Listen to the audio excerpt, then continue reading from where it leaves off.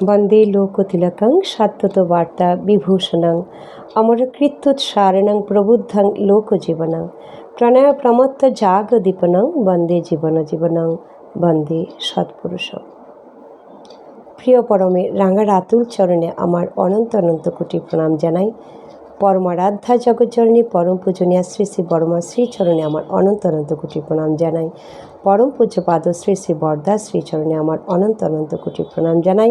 পরম পূজ্যপাদ আচার্যদেব দাদা শ্রীচরণে আমার অনন্ত অনন্ত কোটি প্রণাম জানাই। ইষ্ট পরিবারের প্রতি প্রত্যেক জনা শ্রীচরণে আমার অনন্ত অনন্ত কোটি প্রণাম জানাই। যজন যজন পর্বে উপস্থিত সকল ইষ্টপ্রাণ দাদা মায়েদের আমার অন্তরের আনন্দিত জয়গুরু জানাই। প্রিয় পরমের অপার দয়ার কথা আপনাদের সকলের সাথে ভাগ করে নেব বলে আবার হাজির হলাম আপনাদের সকলের সামনে। আশা করি সকলে ভালো আছেন। আমিও পরম দয়ালের অপার দয়া আমরা সকলে কিন্তু তারই মঙ্গল আশ্রয়ে ভালো আছি। আজকে আরেকটি সত্যি ঘটনা আপনাদের সকলের কাছে ভাগ করে নেব বলে স্থির করেছি। জাস্ট কিছুদিন আগের কথা, 10-12 দিন হবে, পবিত্র শ্রাবণ মাসের একটি অনুভূতি আমার মনে হয় একটু ভাগ করে নেওয়া প্রয়োজন, তাই আপনাদের সকলের মাঝে ভাগ করে নিচ্ছি। কারণ এতে অনেকে হয়তো আলোকিত হবেন, যার অজানা তিনিও জেনে যাবেন। আমরা প্রিয় পরমের চরণাশ্রিত হয়ে তাকে স্মরণ মনন করে চলি, কিন্তু আমাদের অনেক কিছু কিন্তু অজানা আছে।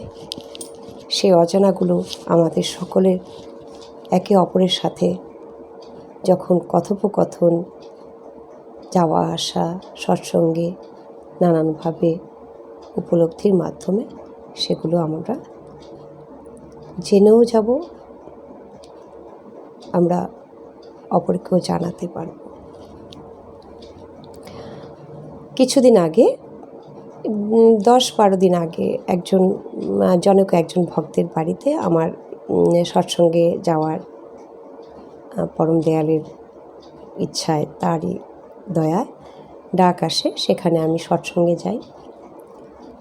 সৎসঙ্গে গিয়ে যথারীতি খুব সুন্দর সৎসঙ্গ সেখানে অনুষ্ঠিত হয়। পরম দয়ালের অমৃত কথা, গান, কীর্তন সব কিছু হয়। আমিও দয়ালের শ্রীচরণে সেখানে সুরের মাধ্যমে শ্রদ্ধাঞ্জলি নিবেদন করি প্রভু শ্রীচরণে, এবং সকলকে সদ্নাম আমার সুরের মাধ্যমে সকলের মধ্যে ছড়িয়ে দেওয়ার চেষ্টা করি।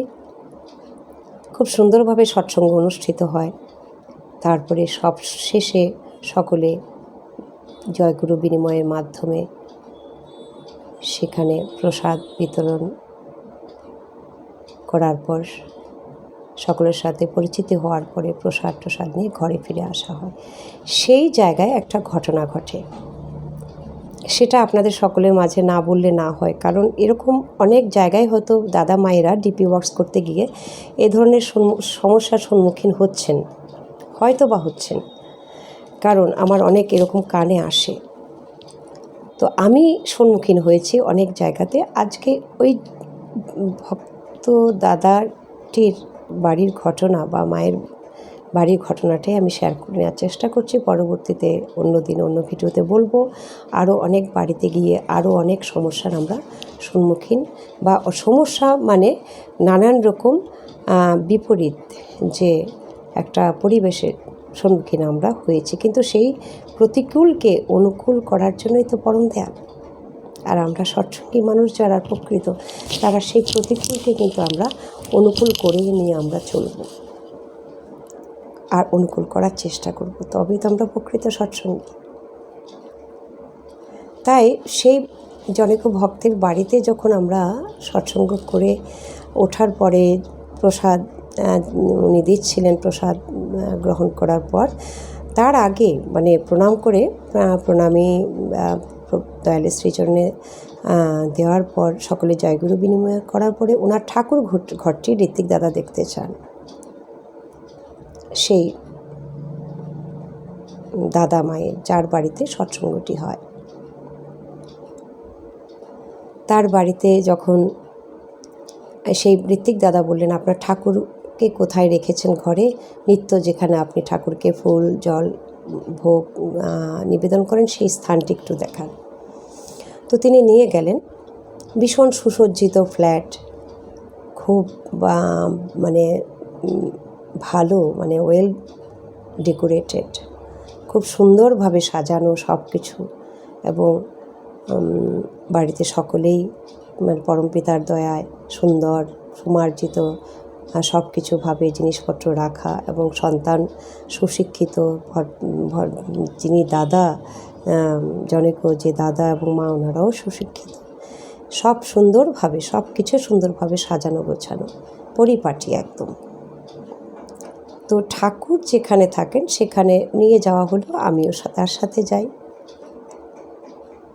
সেখানে যাওয়ার পরে ঠাকুরের স্থান দেখার পর, যেখানে ঠাকুর দয়াল ঠাকুরকে রেখেছেন সেই স্থানটি দেখার পরে এত এত কষ্ট অনুভব হয়, আপনাদেরকে আমি বলে ভাষায় প্রকাশ করতে পারবো না। শ্রদ্ধেয় যিনি ঋত্বিক দাদা ছিলেন সেখানে, সেই সৎসঙ্গে তিনি সঙ্গে সঙ্গে বললেন, ঠাকুরকে কোথায় পেতেছেন, কোথায় ঠাকুরকে আপনি নিত্য ভোগ দেন, কোথায়, আমি তো কিছু দেখতে পাচ্ছি না, কোথায় বসিয়েছেন। আমি চুপচাপ দাঁড়িয়ে পরিস্থিতিটা বোঝার চেষ্টা করছি, দেখছি।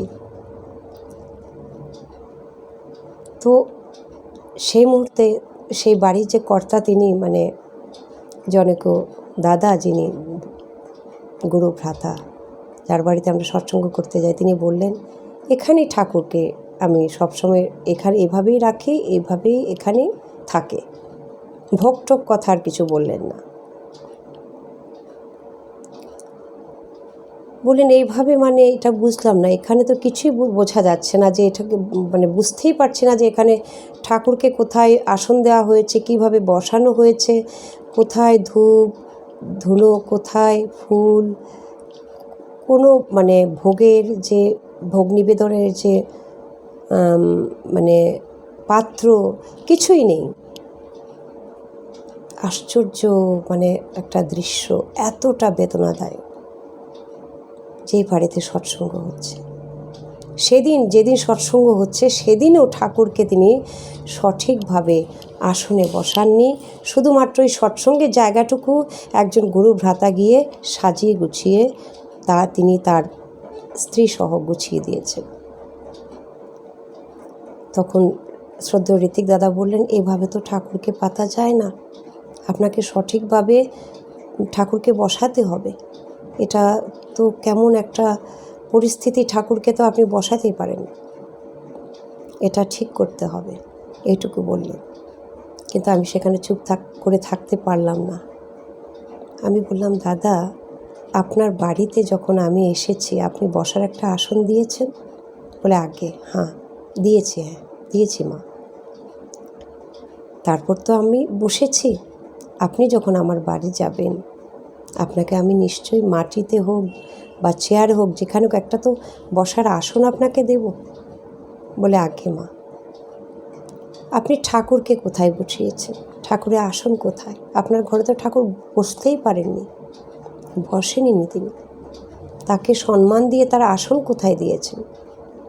তাকে সঠিকভাবে আসন পেতে কাপড় দিয়ে তাকে সুন্দরভাবে সেখানে সজ্জিত করে সেই আসনে আপনার ক্ষমতা অনুসারে, যার যার ক্ষমতা অনুসারে, আপনার এত সুসজ্জিত ফ্ল্যাট, এত সুসজ্জিত আপনার বাংলো বাড়ি, এত সুন্দরভাবে সাজানো, সেখানে ঠাকুরকে একটি কোণায় এমনভাবে রাখা অন্ধকারে, যেখানে ঠাকুর এবং আমার জগৎজননী বড় মায়ের ছবি একে অপরের সাথে, মানে একে অপরের উপরে একটা কোণায় কোনো রকমে রেখে দিয়েছেন। না একটা কাপড় পেতেছেন, না কোনো রকম তিনি একটা ফুল দূর্বা, কোনো রকম ধূপ ধুনো, কোনো রকম কোনো কিছু সেখানে নেই। জলের পাত্র, ভোগের পাত্র, কিচ্ছু নেই। আমি বললাম, দাদা, আপনি তো আসনই পাতেননি, ঠাকুর তো আপনার ঘরে যে বসবেন সে আসনই তো আপনি দেননি এখন।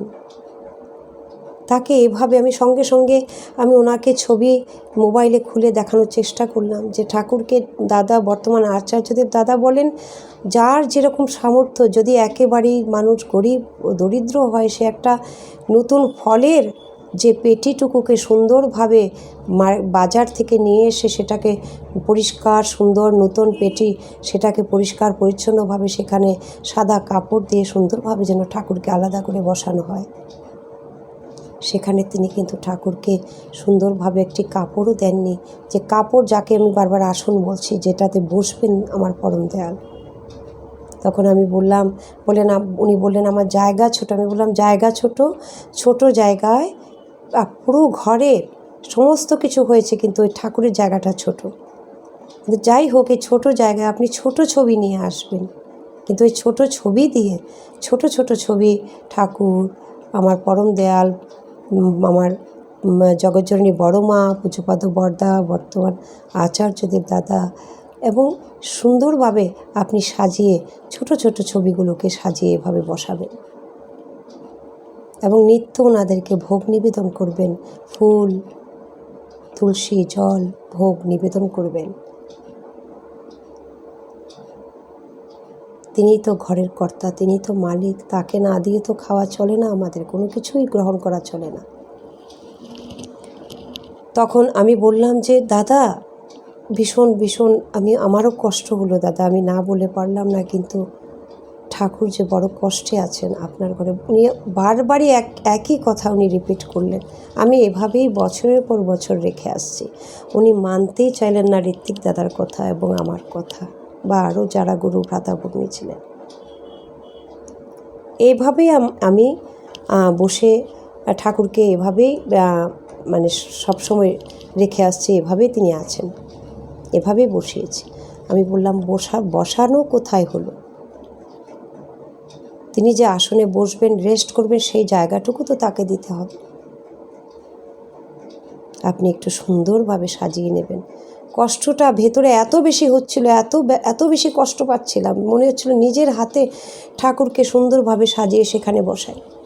তখন সেই ভদ্র মহিলা, বাড়ির যে গিন্নিমা, তাকে আমি ডেকে বললাম, মা, এই যে ছবিতে দেখুন, এভাবে ঠাকুরকে বসাতে হয়। আপনার গোটা বাড়িটা এত সুন্দরভাবে সুসজ্জিত করে রেখেছেন, ঠাকুরের জায়গাটায় কোনো রকম কোনো সাজ নেই, সৌন্দর্য নেই, কোনো রকম তাকে একটা আসনও দেওয়া হয়নি বসার জন্য। আপনি এটা একটু সুন্দর করে নেবেন। দেখুন, এটা থেকে কি বোঝা যায়? বিশ্ব ব্রহ্মাণ্ডের মালিক, সমস্ত কিছুর যিনি মালিক, যার দ্বারা আমাদের পৃথিবীতে আসা সব কিছু ভালো পাওয়া, সব কিছু শুভের মালিক তিনি, যার জন্য এত কিছু, যিনি দয়া করে আমাদেরকে এত সুন্দর করে রেখেছেন, তাকে আমরা সুন্দর করে রাখবো না? তাকে এত কষ্টে রাখবো? এটা কি করে হয়? তাকে সুন্দর করে রাখবো, তবেই তো আমাদের সব কিছু সুন্দর হবে। তাই আসুন আমরা যেন এইভাবে সুন্দর করে তাকে রাখি। জয় গুরু।